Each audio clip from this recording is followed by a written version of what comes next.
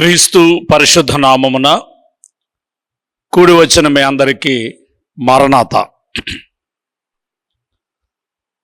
దేవుని చిత్తమును బట్టి ఇశ్రాయేలీయుల ప్రయాణము,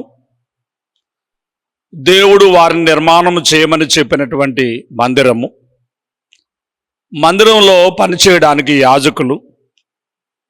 యాజకులు బలిపీఠము దగ్గర అర్పించేటటువంటి బలులు మనం ధ్యానం చేస్తూ ఉన్నాం. దహన బలి, నైవేద్యము, సమాధాన బలి, పాప పరిహారార్థ బలి, 4 విధములైనటువంటి బలులను మనము ధ్యానం చేశాం. ఈరోజు అపరాధ పరిహారార్థ బలిని గురించి ధ్యానం చేయబోతున్నాం. అందుకొరకు లేవియ కాండము 5వ అధ్యాయం 14వ వచనం నుంచి నేను చదువుతున్నాను.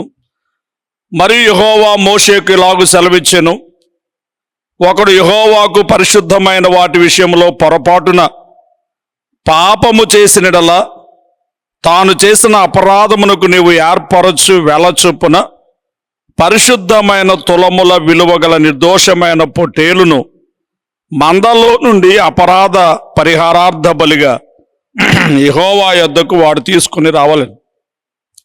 పరిశుద్ధమైన దాని విషయంలో తాను చేసిన పాపం వలన నష్టము నిచ్చుకొని దానితో 5వ వంతు యాజకునికి ఇవ్వవలెను. ఆ యాజకుడు అపరాధ పరిహారార్థ బలియగు పొట్టేలు వలన అతని నిమిత్తము ప్రాయశ్చిత్తము చేయగా అతనికి క్షమాపణ కలుగును. దేవునికి స్తుతి కలుగును గాక. ఆమెన్. నిన్నటి దినమందు మనం ధ్యానం చేసినటువంటి పాప పరిహారార్థ బలి, ఈరోజు మనం ధ్యానం చేసేటటువంటి అపరాధ పరిహారార్థ బలి, 2 ఇంచుమించు ఒకే విధంగా మనకు కనబడుచు ఉన్నవి, కానీ కొన్ని వ్యత్యాసములు వీటి మధ్య మనకు కనబడుతూ ఉన్నాయి. పాప పరిహారార్థ బలి హృదయముల్లో నుండి బయలుదేరేదిగా ఉన్నది. అంటే మన ఇర్మియా గ్రంథం 17వ అధ్యాయం 9వ వచనంలో మనం చూసినట్టుగా హృదయము అన్నిటికంటే మోసకరమైనది, అది ఘోరమైన వ్యాధి కలది అన్నట్లుగా ఈ హృదయముల్లో నుండి ఈ యొక్క పాపములు మనకు కనబడుతున్నట్టుగా చూస్తాం. ఒక మాటలో చెప్పాలంటే ఇంచుమించు ఇది జన్మ పాపమునకు సూచనగా ఉన్నది. కాబట్టి జన్మ పాపమునకు పాప పరిహారార్థ బలిని అర్పణ చేయవలసిన వారై ఉంటూ ఉన్నారు. ఇశ్రాయేలీలందరూ అలాగూ అర్పణ చేసినట్లుగా మనము చూడగలుగుతూ ఉన్నాం. ఇక అపరాధ పరిహారార్థ బలి, ఇది కర్మ పాపం. అంటే అతడు జీవిస్తూ ఈ లోకంలో చేసేటటువంటి పాపములుగా మనకు కనబడుచు ఉన్నవి. మనం వాక్యములో చూచినప్పుడు మార్కు సువార్తలో 7వ అధ్యాయం మార్కు సువార్త 7వ అధ్యాయం 21 వచనాన్ని మనం చూస్తే అక్కడ మనకు కనబడుచు ఉన్న లోపల నుండి, అనగా మనుషుల హృదయములో నుండి దురాలోచనలను, జారత్వములను, దొంగతనములను, నరహత్యలను, వ్యభిచారములను, లోభములను, చెడుతనములను, కృత్రిమమును, కామ వికారమును, మత్సరమును, దేవదూషణయు, అహంభావము, అవివేకము వచ్చును. ఈ చెడ్డవనియు లోపల నుండియే బయలు వెళ్ళి మనుషుని అపవిత్రపరచునని చెప్పాను. దేవునికి స్తుతి కలుగును గాక. గమనించండి, 2 హృదయములో నుండే వచ్చేవి. ఒకటి జన్మ పాపం అయితే ఒకటి కర్మ పాపమై ఉంటూ ఉన్నది. గ్రహించాలని మీకు మనవి చేస్తున్నాను. మనకు అర్థం కావడానికి బైబిల్లో నుండి 2 వ్యక్తులను మనము ఈ సమయమందు ఉదాహరణగా మనం ధ్యానం చేస్తే, పౌలు గారిని గురించి మనం ధ్యానం చేసినప్పుడు అతడు సంఘమును ఇబ్బంది పెడుతూ ఉన్నట్టుగా, హింసిస్తూ ఉన్నట్టుగా, సంఘమును పాడు చేస్తూ ఉన్నట్టుగా, ఆ సంఘములో ఉన్న వారిని నాశనము చేయవలనట్టుగా అధికారము పొందిన విధానాన్ని మనం చూస్తాం. అతనికి పాప పరిహారార్థ బలి అవసరం. ఎందుకంటే అతడు ఆ పాపమును తెలియక చేసినట్టుగా తిమోతికి వ్రాస్తూ ఆయన 1 అధ్యాయం 13వ వచనంలో ఈ మాటలు తెలియచేయచ్చు ఉన్నారు. 1 పత్రిక 1 అధ్యాయం 13వ వచనంలో, తన పరిచర్యకు నియమించి నమ్మకమైన వానికి ఎంచినందుకు నన్ను బలపరిచిన మన ప్రభువైన యేసుక్రీస్తునకు కృతజ్ఞుడై ఉన్నాను. తెలియక అవిశ్వాసము వలన చేసి తిని గనుక కనికరింపబడి తిని. పూర్వము దోషకుడను హింసకుడను హానికరుడనైన నన్ను తన పరిచర్యకు నియమించి నమ్మకమైన వానిగా ఎంచినందున. పూర్వం దోషకుడును హింసకుడును ఆయన ఎందుకు క్షమించారు? తెలియక అవిశ్వాసము వలన చేసి తిని గనుక కనికరింపబడి తిని. పౌలు గారు యొక్క పాపానికి పాప పరిహారార్థ బలి అవసరం. తెలియక చేసినటువంటి అవిశ్వాసం వల్ల చేసినటువంటి కార్యం. ప్రియమైనటువంటి వాళ్ళరా, పేతురు గారు చూచినప్పుడు అతడు ఎరిగి పాపం చేశాడు. యేసు ప్రభు శిష్యుల్లో ఒకడైనటువంటి పేతురు గారు, మత్తయి సువార్త 26వ అధ్యాయంలో ఉంటుంది ఈ మాటలు. నేను నీకు అడ్డుగా ఉంటాను, నిన్నెవరో బంధించలేరు అన్నట్టుగా గొప్ప గొప్ప మాటలు చెప్పినటువంటి ఆయనను గూర్చి ప్రభువు చెబుతారు, ఈ తెల్లవారుజాము కోడి కూయక మునుపు నీవు బొంకుతావనే మాటలు. అదేవిధంగా అతను బొంకిన చరిత్ర మనం చూస్తాము. అతను ఎరిగి చేసిన పాపము గనుక అది అపరాధ పరిహారార్థ బలి అవసరము. అది ఎరుగక చేసిన పాపము గనుక పాప పరిహారార్థ బలి అవసరము. అది జన్మ పాపము, ఇది కర్మ పాపములకు సూచనగా ఉన్నది అని ఈ బలులను గురించి మనము గుర్తించవలసిన వారమై ఉంటూ ఉన్నాము, గ్రహించాలి. ఇక అపరాధ పరిహారార్థ బలికి కేవలము ఎవరు తప్పు చేసినా పాపం చేసిన పొట్టేలును మాత్రమే వధించినట్టుగా ఉన్నది. కానీ పాప పరిహారార్థ బలిలో యాజకుడు సమాజము తప్పు చేసినప్పుడు కోడిని వధించి కొంచెం రక్తం పరిశుద్ధ స్థలములోని అడ్డతరపై 7 సార్లు ప్రోక్షించి ధూప వేదిక కొమ్ములకు చమిరి మిగిలినది బలిపీఠం అడుగున పోయవలెను. ఇది విషయం. అధికారి విషయంలో మగ మేక పిల్లను వధించాలని, సామాన్య జనుల విషయంలో ఆడ మేక పిల్లను అర్పించాలని ఇలాగూ మనం చూస్తాము. ప్రియమైన వాళ్ళరా, గమనించండి. మరి ఈ అపరాధ పరిహారార్థ బలిలో కేవలం పొట్టేలు మాత్రమే వధించబడుతూ ఉన్నట్టుగా వధించబడిన రక్తమును బలిపీఠము చుట్టూ మరి చల్లవలసినట్టుగా మనం చూస్తాము. కాబట్టి ఈ రెండింటి మధ్య భేదాన్ని మనము గమనించగలుగుతాము, గ్రహించండి. పాప పరిహారార్థ బలిలో పాపి కేవలము ఆ యొక్క బలిని మాత్రం చెల్లిస్తే సరిపోతుంది. అపరాధ పరిహారార్థ బలిలో పాపం వలన కలిగే నష్టాన్ని ఇవ్వాలి, అంతేకాకుండా 5వ వంతు కూడా ఇవ్వవలసి ఉంటుందని మనం చూస్తాం. ఈ అపరాధ పరిహారార్థ బలి మరి ఏ విషయములలో అర్పించాలి, ఏ అపరాధములకు అర్పించాలి అంటే 3 విధములైన అపరాధములకు ఈ అపరాధ పరిహారార్థ బలిని అర్పించాలని లేవియ కాండంలో మరి ప్రభు లేక యెహోవా దేవుడు మోషే ద్వారా సమాజమునకు తెలియచేస్తూ ఉన్నారు.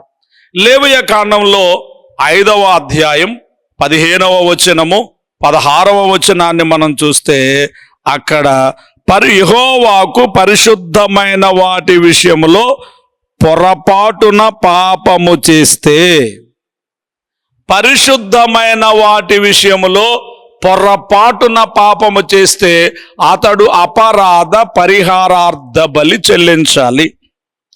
అలాగే 17వ వచనము అలాగే 19వ వచనం వరకు మనం చూస్తే దేవునికి వ్యతిరేకమైనటువంటి పాపము చూడండి. 17వ వచనంలో, చేయకూడదని యెహోవా ఆజ్ఞాపించిన వాటిలో దేనినైనను చేసి ఒకడు పాపి అయిన ఎడల అది పొరపాటున జరిగినను అతడు అపరాధి అయి తన దోషమునకు శిక్ష భరించును.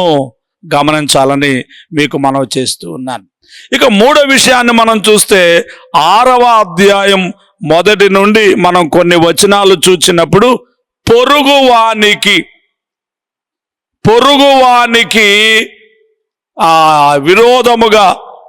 విరోధముగా పాపము చేస్తే, అపరాధము చేస్తే అతడు అపరాధ పరిహారార్థ బలిని అర్పించవలసిన వారై ఉన్నారని మనకు కనబడుచు ఉన్నది గమనించాలి. ఈ 3 విషయాలలో అపరాధ పరిహారార్థ బలి అర్పించాలి. ఈ 3 విషయాలను క్లుప్తంగా ధ్యానం చేస్తాను సమయాన్ని బట్టి గమనించండి. పరిశుద్ధమైన వాటి విషయములో పొరపాటు జరిగితే ఇది దేవుని దృష్టిలో మిక్కిలి గొప్పది. దేవుని దృష్టిలో మిక్కిలి గొప్పది. ఈ పరిశుద్ధమైన వాటి విషయం, ఉదాహరణకు దేవునికి బలి ఇచ్చేటటువంటి ఆ బలి అర్పణ పశువు అది నిష్కలంకమైనదై ఉండాలి, నిర్దోషమైనదై ఉండాలి.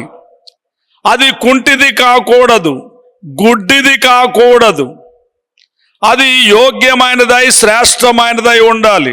ఒకవేళ అలాంటివి తెస్తే అతడు అపరాధి అవుతాడు. తద్వారా అతడు అపరాధ పరిహారార్థ బలిని అర్పించవలసి ఉంటాడు. మలాకి గ్రంథం 1వ అధ్యాయం 7వ వచనం నుంచి మనం చూస్తే, నా బలిపీఠము మీద అపవిత్రమైన భోజనమును మీరు అర్పించుచు ఏమి చేసి నిన్ను అపవిత్రపరచుతమని మీరు అందురు.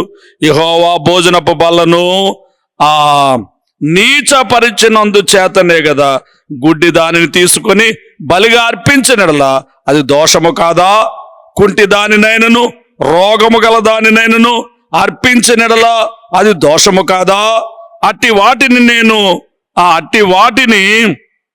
నేను అంగీకరించునా?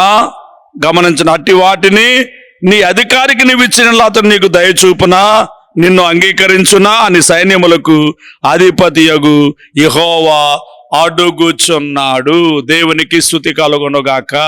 కాబట్టి కలంకమైన దానిని, అంటే పరిశుద్ధమైన దేవుని యొక్క బలి కార్యక్రమంలో పాలు పంచుకునే నీవు పరిశుద్ధమైన వాటినే, పవిత్రమైన వాటినే, శ్రేష్టమైన వాటినే దేవునికి చెల్లించాలి. కానీ ఈ కుంటివి, గ్రుడ్డివి, పనికిరానివి దేవునికి అర్పణ చెల్లించకూడదు. అది అపరాధమే అవుతుంది అని వాక్యము మనకు తెలియచేస్తుంది. అలాంటి వారు అపరాధ పరిహారార్థ బలిని అర్పణ చేయవలసి ఉన్నారు.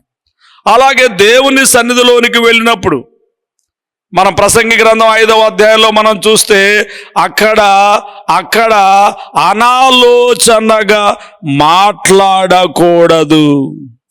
అనాలోచనగా మాట్లాడకూడదు. 2వ వచనంలో, 5వ అధ్యాయం 2వ వచనంలో, నీవు దేవుని సన్నిధిని అనాలోచనగా పలుకుటకు నీ హృదయమును త్వరపడనీయక నీ నోటిని కాచుకోము. దేవుడు ఆకాశమందున్నాడు, నీవు భూమి మీద ఉన్నావు. నీ మాటలు కొద్దిగా ఉండవలెను. మన మాటలు కొద్దిగా ఉండాలి, కానీ వ్యర్థముగా దేవుని సన్నిధిలో మనం మాట్లాడకూడదు. పరిశుద్ధమైన వాటి విషయంలో ఇది ఒక పొరపాటు. ఒకటి కుంటిది, గుడ్డిది దేవునికి అర్పణ చేయకూడదు. 2 అనాలోచనగా దేవుని సన్నిధిలో మాట్లాడకూడదు. 3వదిగా మనము చూచినప్పుడు మరి దశమ భాగములు ఇవ్వకపోవుట. మలాకి గ్రంథంలోనే అంటాడు, మీరు దొంగలు.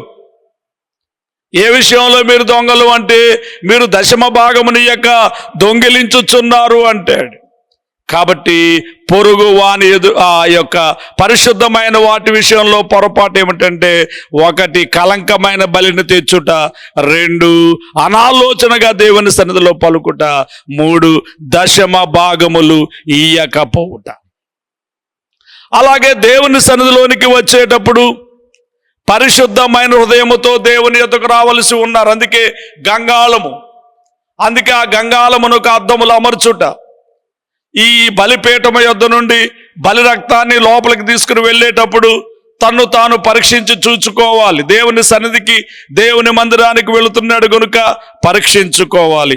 ఇదే విషయాన్ని కొరింథీ సంఘానికి పౌలు భక్తుడు రాస్తూ 11వ అధ్యాయంలో ఆయన చెబుతాడు, ఈ బల్ల యొద్దకు వచ్చేవారు, ప్రభు ఇచ్చేటటువంటి శరీర రక్తములు అనబడేటటువంటి ఈ బల్ల యొద్దకు వచ్చేవారు కూడాను ఎలాగూ వారు మరి పరీక్షించుకోవాలో అక్కడ 11వ అధ్యాయం మొదటి పత్రికలో కొరింథీలకు రాసినటువంటి మొదటి పత్రిక 11వ అధ్యాయము మనం చూసినప్పుడు 28, 29 వచనాల్లో కాబట్టి ప్రతి మనుషుడు తన్ను తాను పరీక్షించుకొనవలను, అలాగు చేసి ఆ రొట్టెని తిని ఆ పాత్రను త్రాగవలను.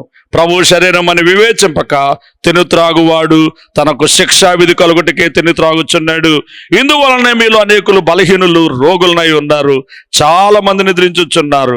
అయితే మనమే విమర్శించుకొని ఎడల తీర్పు పొందకపోదుము. దేవునికి స్తుతి కలుగునుగాక. ఆమెన్. కాబట్టి పరీక్షించుకొనని హృదయముతో దేవుని యొక్క బల్లకు సమీపిస్తే దాని వలన కూడా మరి అపరాధమే కలుగుతుంది గనుక ఇటు అపరాధమునకు అపరాధ పరిహారార్థ బలి అవసరమై ఉంటూ ఉన్నది అని వాక్యం ద్వారా మనము బోధించబడుతూ ఉన్నాం. అలాగే ఫిలిప్పీలకు రాసిన పత్రిక 1వ అధ్యాయం 15వ వచనం ప్రకారంగా మనం చూసినట్లయితే కొందరు సేవ చేస్తూ ఉన్నారు, కానీ ఎలా చేస్తున్నారు అక్కడ కనబడుతూ ఉంది. కొందరు అసూయ చేతను, కలహ బుద్ధి చేతను, మరికొందరు మంచి బుద్ధి చేతను, కొంతమంది మంచి బుద్ధితో, కొంతమంది కలహ బుద్ధితో, అసూయతో. వారైతే నా బంధకములలో కూడా నాకు శ్రమ తోడు చేయవలని తలంచుకొని శుద్ధ మనసుతో కాక కక్షతో క్రీస్తును ప్రకటించుచున్నారు. కాబట్టి శుద్ధ మనస్సుతో దేవుని ఆత్మల రక్షణ భారంతో సేవ లేకుంటే అది కూడా అపరాధమే. నీ జీవనోపాధి కొరకు లేక అనేక మంది ఎదుట ఘనత కొరకు, గొప్ప కొరకు సేవ చేయుట కాక అనేక ఆత్మల రక్షణ భారంతో దేవునికి మహిమ కలగవలని మనం పనిచేయాలి. ఒకవేళ అలాగు చేయకపోతే అది కూడా అపరాధమే అవుతుంది. ఈ అపరాధమునకు అపరాధ పరిహారార్థ బలిని అర్పించవలసి ఉన్నది. ఇక రెండవది ఏమిటంటే దేవుని యొక్క ఆజ్ఞకు వ్యతిరేకమైనటువంటి పాపం. దేవుని ఆజ్ఞకు వ్యతిరేకమైనటువంటి పాపాన్ని కూడా వారు అపరాధ పరిహారార్థ బలిని అర్పించాలి అని లేవియా కాండములో 5వ అధ్యాయము 17వ వచనం నుండి మనం చూసినప్పుడు ఈ మాటలు మనకు కనబడుచు ఉన్నవి. చూడండి, చేయకూడని యెహోవా ఆజ్ఞాపించిన వాటిలో దేనినైనా ఒకడు చేసినట్లా పాపి అయినట్లా అది పొరపాటున జరిగినను అతడు అపరాధి తన దోషములకు శిక్ష భరించును. కాబట్టి నీవు ఏర్పరిచిన వెల చొప్పున మందలో నుండి నిర్దోషమైన పొట్టేలను అపరాధ పరిహారార్థ బలిగా అతడు యాజకుని యొద్దకు తీసుకుని రావలెను. గమనించండి, దేవుని ఆజ్ఞలకు, దేవుని చిత్తమునకు వ్యతిరేకమైనటువంటి పాపమునకు కూడా అపరాధ పరిహారార్థ బలి అర్పించవలసిన వారై ఉంటూ ఉన్నారు. గ్రహించాలని మీకు మనవి చేస్తున్నాను. మన లేవియా కాండం 10వ అధ్యాయంలో యాజకులుగా ఉంచబడినటువంటి, అభిషేకించబడినటువంటి ఆ యొక్క అహరోను కుమారులైనటువంటి నాదాబు, అబీహు అనే ఆజ్ఞ తీసుకుని వచ్చారు. తత్ఫలితంగా దేవుని సన్నిధిలోనే వారికి మరణం సంభవించింది. ఆకాను అనేవాడు శపితమైన దానిని ఆశించాడు. యెహోషువ గ్రంథంలో 7వ అధ్యాయంలో మనం చూస్తే రాళ్లతో కొట్టి అతన్ని చంపినట్టుగా మనం చూస్తున్నాం. ఈ రోజుల్లో చాలా మంది పరిశుద్ధ వాక్యాన్ని కలపడం, తీయడం, ప్రకటన గ్రంథంలో దానికి ఒకటి కలపొద్దు, ఒకటి తీయొద్దు అనేటటువంటి మాట మనం చూస్తున్నాం. కొంతమంది దేవుని ఆజ్ఞకు వ్యతిరేకంగా ఈ వాక్యానికి కొన్ని కలపడం, కొన్ని తీయడం చేస్తున్నారు. ఇది కూడా అపరాధమే అవుతుంది. ప్రియమైన వాళ్ళరా గమనించండి. అందుకే నేను అనుకుంటాను, మనం బోధించే ప్రతి బోధకు రేపటి దినమందు దేవుని ఎదుట మనమందరము నిలవబడి దానికి తగు సంజాయిషీనివ్వవలసి ఉంటాం. కాబట్టి బోధల్లో ఒకరిని ఒకరు విమర్శించుకునుట, గద్దించుకునుట ఇవన్నీ శ్రేష్టమైనవి కావు. దేవుడికి ఇచ్చినటువంటి బైబిల్లో ఉన్న ఈ మరి వాక్య భాగాలను మనం బోధించడం కొరకే దేవుడు ఏర్పాటు చేసి ఉన్నారు. కాబట్టి ఈ పరిశుద్ధ వాక్యంలో నుండి ఒకటి కలుపుట కానీ ఒకటి తీయుట కానీ శ్రేష్టము కాదు. ఈ మాటలు మనం ప్రకటన గ్రంథంలో 22 అధ్యాయంలో ఈ గ్రంథపు ముగింపులో ఈ గ్రంథమంతా చెప్పి ఆయన చెబుతూ ఉన్నాడు 18వ వచనంలో, ఈ గ్రంథమందున ప్రవచన వాక్యములు విను ప్రతి వానికి నేను సాక్ష్యం ఇచ్చినది ఏమనగా, ఎవడైనా వీటితో మరి ఏదైనా కలిపినడలా ఈ గ్రంథములో వ్రాయబడిన తెగుళ్ళు దేవుడు వానికి కలుగచేయను. ఎవడైనా నీ ప్రవచన గ్రంథమందున్న వాక్యములో ఏదైనాను తీసివేసిన యెడల దేవుడి గ్రంథములో వ్రాయబడిన జీవవృక్షములోను పరిశుద్ధ పట్టణములోను వానికి పాలు లేకుండా చేయను. కాబట్టి మరి ఈ దేవుని ఆజ్ఞలకు మరి అనుకూలముగా మనము జీవించాలే తప్ప వ్యతిరేకంగా మనం జీవించకూడదు. అలాగే అన్యులతో సహవాసం కూడా అపరాధమే. మొదటి కీర్తనలో మనం చూస్తాం, దుష్టుల ఆలోచన చొప్పున నడువక, పాపుల మార్గమును నిలువక, అపహాసకులు కూర్చుండు చోటను కూర్చుండక, యెహోవా ధర్మశాస్త్రమునందు ఆనందించుచు దివారాత్రము దానిని ధ్యానించేవాడు ధన్యుడు అనేటటువంటి మాటలు మనము చూడగలుగుతూ ఉన్నాం. కాబట్టి అన్యుల సహవాసము కూడా అపరాధమేనని మనము గుర్తించవలసిన వారంగా ఉంటూ ఉన్నాం. కొరింథీయులకు రాసినటువంటి 2వ పత్రికలో కూడా మనం చూస్తే, కొరింథీయులకు రాసినటువంటి 2వ పత్రికలో 6వ అధ్యాయాన్ని మనం చూస్తే 14వ వచనం, మీరు అవిశ్వాసులతో జోడుగా ఉండకుడి, నీతికి దుర్నీతితో ఏమి సాంగత్యము, వెలుగునకు చీకటితో ఏమి పొత్తు, క్రీస్తుకు బెలియాలుతో ఏమి సంబంధము, అవిశ్వాసితో విశ్వాసికి పాలెక్కడిది. కాబట్టి ఈ అన్యులతో సహవాసం కూడా అపరాధమే కనుక దానికి అపరాధ పరిహారార్థ బలిని అర్పించవలసిన వారై ఉంటూ ఉన్నారు, గుర్తించాలి. ఇక 3వదిగా అపరాధ పరిహారార్థ బలి ఎవరు అర్పించాలి అంటే, సహోదరునికి వ్యతిరేకమైనటువంటి పాపము లేక ఇరుగు పొరుగు వానికి వ్యతిరేకమైనటువంటి పాపము చేసిన వారని లేవియ కాండములో 6వ అధ్యాయము మొదటి 7 వచనములు మనం చూచినప్పుడు ఈ మాటలు మనకు కనబడుచున్నవి. లేవియ కాండము 6 అధ్యాయము మొదటి 7 వచనాలు చూస్తే మనకు కనబడతా ఉన్నాయి. అది చూడండి. యెహోవాకు విరోధముగా ద్రోహం చేసి పాపి అయిన యెడల, అనగా తనకు అప్పగింపబడిన దాన్ని గూర్చియే గాని, తాకట్టు ఉంచిన దాన్ని గూర్చియే గాని, దోచుకొనిన దాన్ని గూర్చియే గాని, తన పొరుగువానితో బొంకినెడలనేమి, తన పొరుగువానిని బలత్కరించినెడలేమి, పోయినది తనకు దొరికినప్పుడు దాన్ని గూర్చి బొంకినెడలనేమి, మనుషులు వేటిని చేసి పాపులగుదరో వాటన్నిటిలో దేని విషయమైనను అబద్ధ ప్రమాణము చేసిన ఎడలనేమి అతడు పాపము చేసి అపరాధియగును. గమనించాలి, సహోదరునికి వ్యతిరేకమైన పాపము. బైబిల్ గ్రంథంలో నుంచి మనం ఆలోచన చేసినప్పుడు దావీదు ఊరియా భార్యతో సాంగత్యము చేయుట, ఆమెను కావాలని కోరుకుంటుంది పొరుగువానికి వ్యతిరేకమైనటువంటి పాపం, ఆజ్ఞలకు వ్యతిరేకమైనటువంటి పాపం. ఈ నీ పొరుగువాని భార్యనైనను దాసీలనైనను దేన్ని ఆశించవద్దని వాక్యం చెబుతూ ఉంటే, ఇలాగూ ఆశించుట ఇది పొరుగువానికి సహోదరునికి వ్యతిరేకమైనటువంటి పాపమై ఉంటూ ఉన్నది. ఇక్కడ చాలా సంగతులు మన కొరకు వ్రాయబడ్డాయి, కానీ సమయాన్ని బట్టి వాటన్నింటిని మనం వివరించలేం. కానీ ప్రియులారా, అబద్ధమాడుట ఒక అపరాధము, బలాత్కారము చేయుట ఒక అపరాధము, సహోదరుని మోసము చేయుట ఒక అపరాధము, అబద్ధమైన ప్రమాణములు చేయుట ఒక అపరాధము. ఇవన్నీ సహోదరునికి వ్యతిరేకమైనటువంటి పాపములుగానే మనము గుర్తించవలసిన వారమై ఉన్నాం. అబద్ధమాడడం, సహోదరునికి వ్యతిరేకంగా అబద్ధమాడడం, ఆ సహోదరుని మీద అపనమ్మకం ఉంచడం, సహోదరుని బలాత్కారం చేయడం, సహోదరుని మోసం చేయడం, సహోదరుని మీద అబద్ధ ప్రమాణాలు చేయడం, ఇవన్నీ కూడాను సహోదరునికి వ్యతిరేకమైనటువంటి పాపములుగా మనకు కనబడుచు ఉన్నవి, గుర్తించాలని మీకు మనవి చేస్తూ ఉన్నాను. మరి ఏం చేయాలి? మనం పొరుగు వారిని ప్రేమించాలి. నిన్ను వలె నీ పొరుగు వారిని ప్రేమించుము. 43వ వచనం మత్తయి సువార్తలో మన ప్రభు అయినటువంటి యేసుక్రీస్తు వారి యొక్క మరి బోధనలో ఈ మాటలు కనబడుతూ ఉన్నాయి. 5వ అధ్యాయం 43వ వచనంలో, నీ పొరుగువాని ప్రేమించి నీ శత్రువును ద్వేషించుమని చెప్పబడిన మాట మీరు విన్నారు కదా.